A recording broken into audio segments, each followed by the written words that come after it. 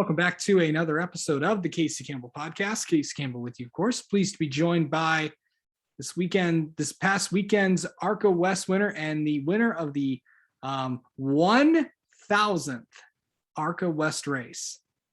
That's going to be with you forever, though. Tanner Rief, of course, the driver of the number 9 Ford for the Sunrise Ford team in the ARCA Menard Series West. How about that? You're the 1,000th. You won the 1,000th ARCA race. ARCA West race, I should say. First off, how are you? I'm doing good. Staying inside, staying away from the Vegas heat. Still happy, still on that win high, still riding that high, and really happy to got that in the bag. That's a really cool thing to win, and glad I could say I could do that. Yeah, for sure. So I don't think we've, this is the first time we've ever had you on. So usually when I, have someone on for the first time in racing, just kind of tell us a little bit about yourself.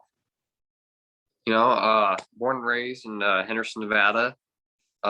Raced since I was 5, starting in quarter midgets, and did that for 5-6 years, traveling around from California to New York.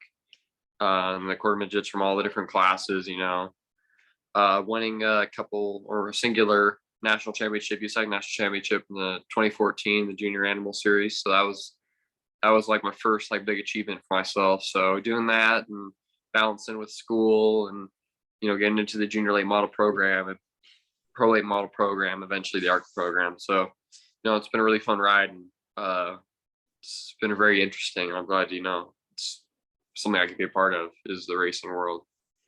Yeah.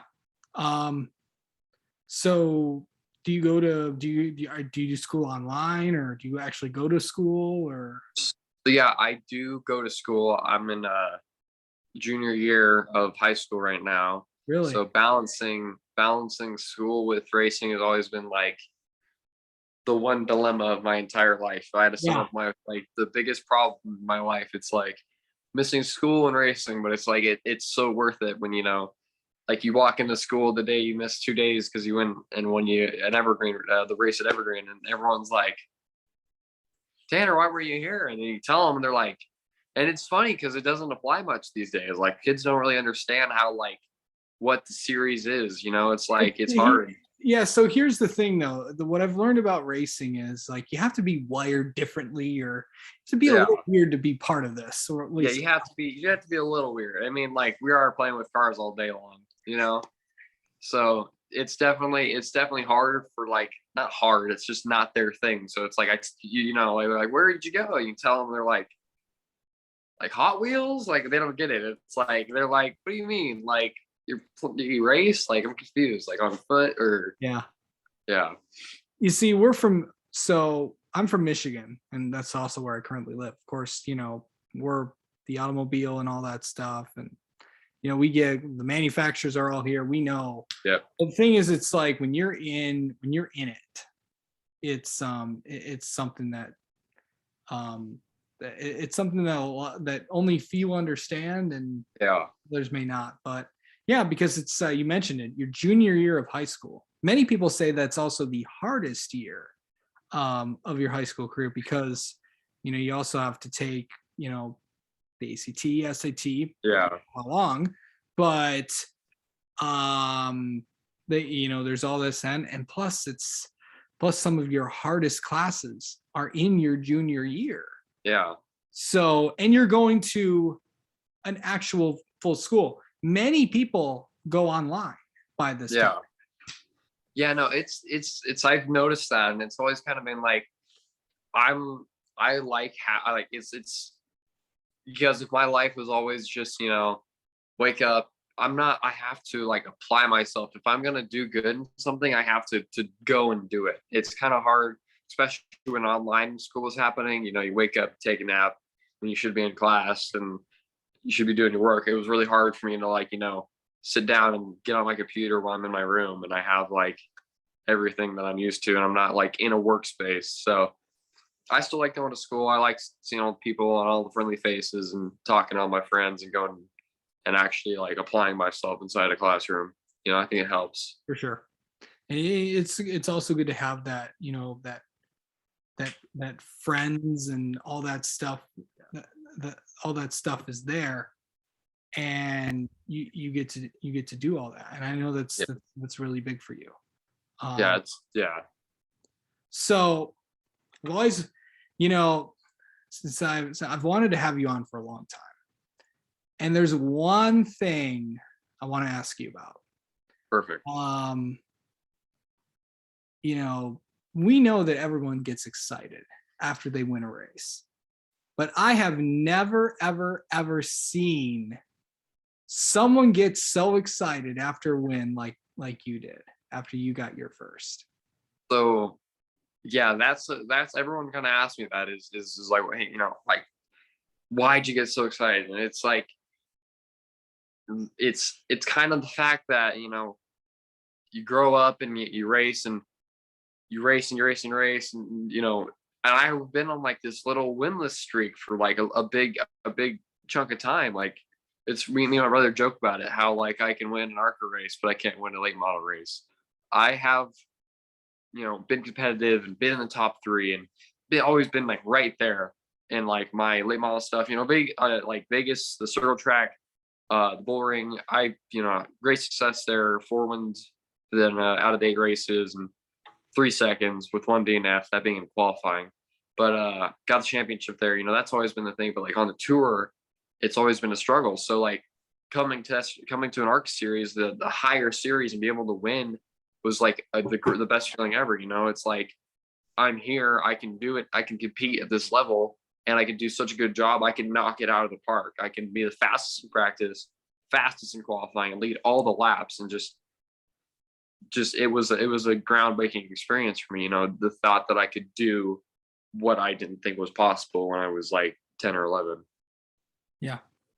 When you won your first ARCA West race, what was that feel like? Did you like, I bet you were bouncing off walls. I was literally climbing up them. So and you literally did. Yeah, I was climbing up walls. No, you climbed up fences. Fences, there you go, fences. Yeah. I mean, it's just, there's no better feeling. If you could buy it in a pill, I'd be addicted. It's the best feeling in the world because it takes the most amount of work, and only one person receives it at the end of the day. It takes the team's effort, and it takes, the people to get you there and the people with the knowledge. So it's a big like a big group of things that get you to the end. And it's like you cross the line and it's just instant gratification. Obviously you get tech, but it's like, it's perfect. It's all that, like, it all groups up, and there's nothing else like it. Yeah, it's I bet there's nothing else like it. And you've got a really you've also got a pretty good personality as well. I can see that from the anytime someone wears their hat backwards, they're like, oh, this is a fun person to be around. Funky. Gotta change it up.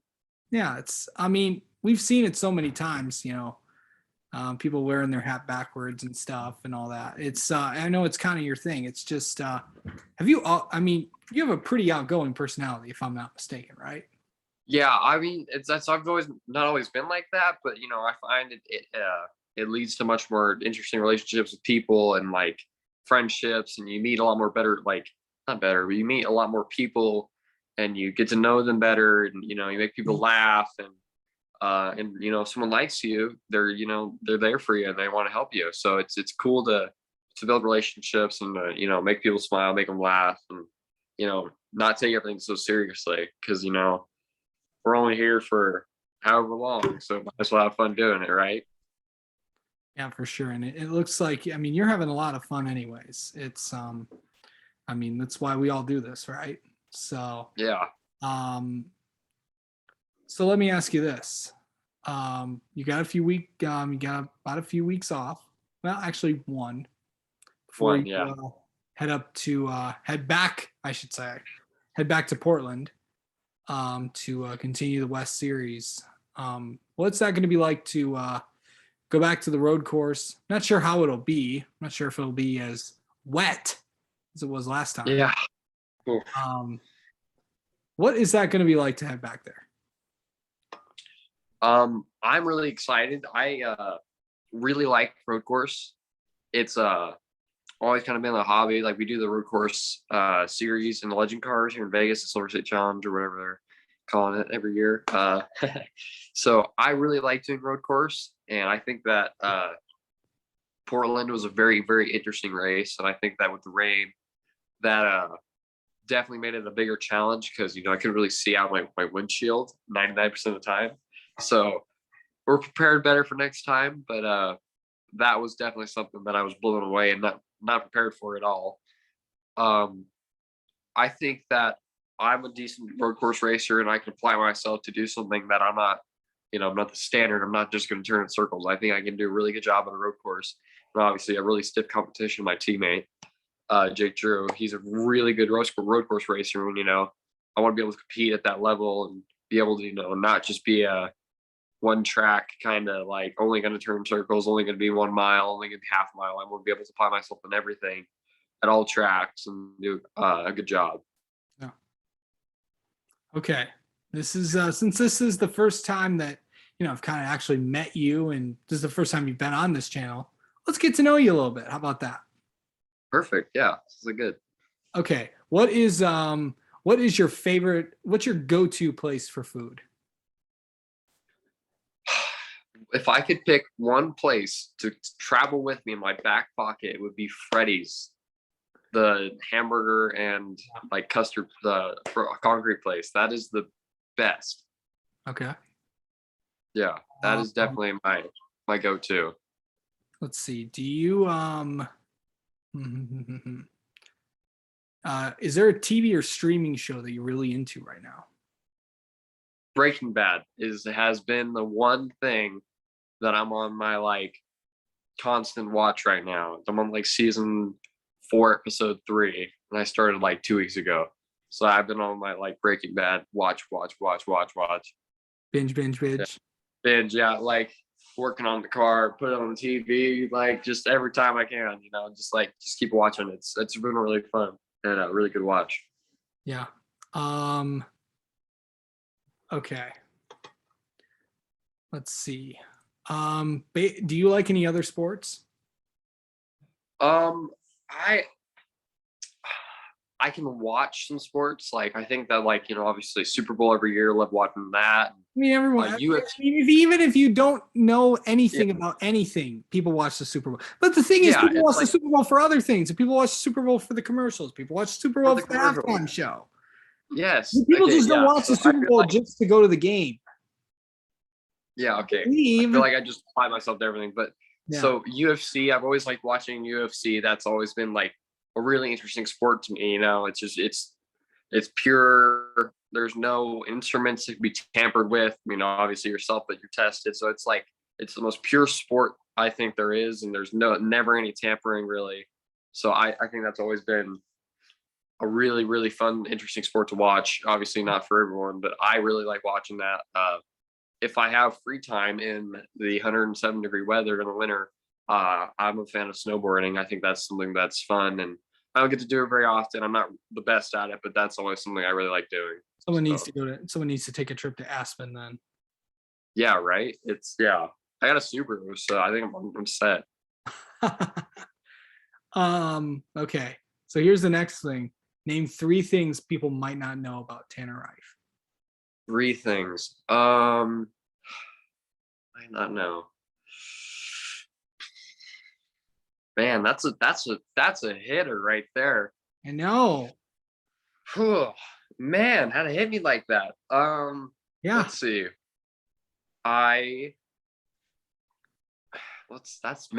That's wow. I've never thought about that. I am a big fan of art. I do a lot of art, drawing, painting, and all that. Well, mainly not painting, but yeah, I've taken art in high school for 3 years now. And anything from my car to objects or scenery, that's actually something that I do as like a hobby. So that's something really cool. Yeah. That, I'm trying to think of like more interesting things like that. There's obviously your basic ones, but let's see.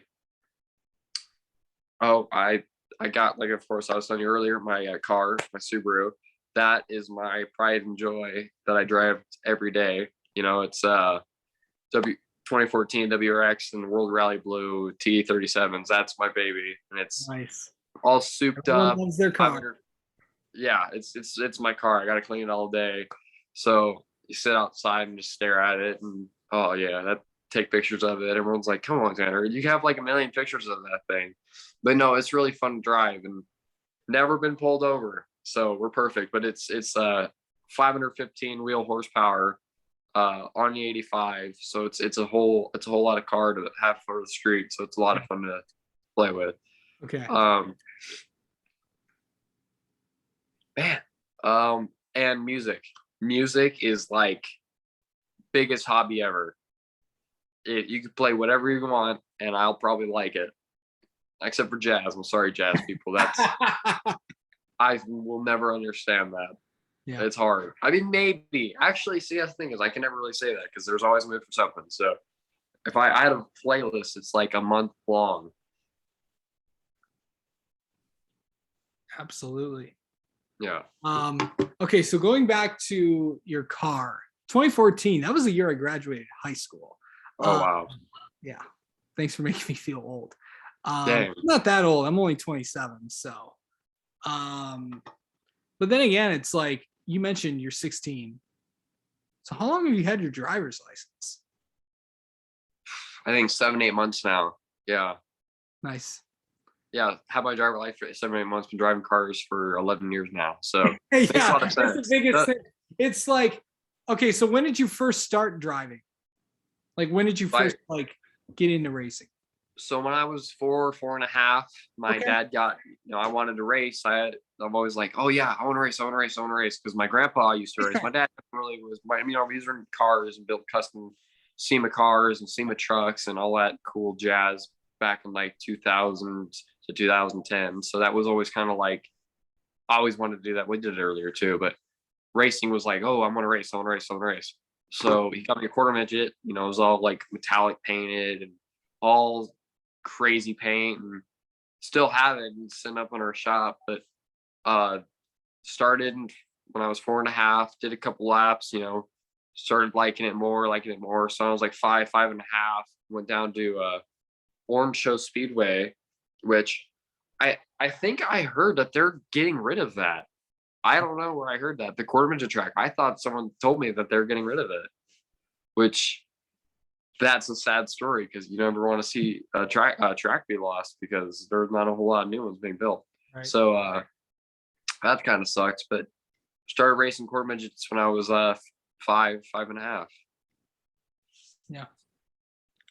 So yeah, it's really interesting. So by the time you have your driver's license, you will have already have had 12 years of driving experience. But this is, remember, driving on a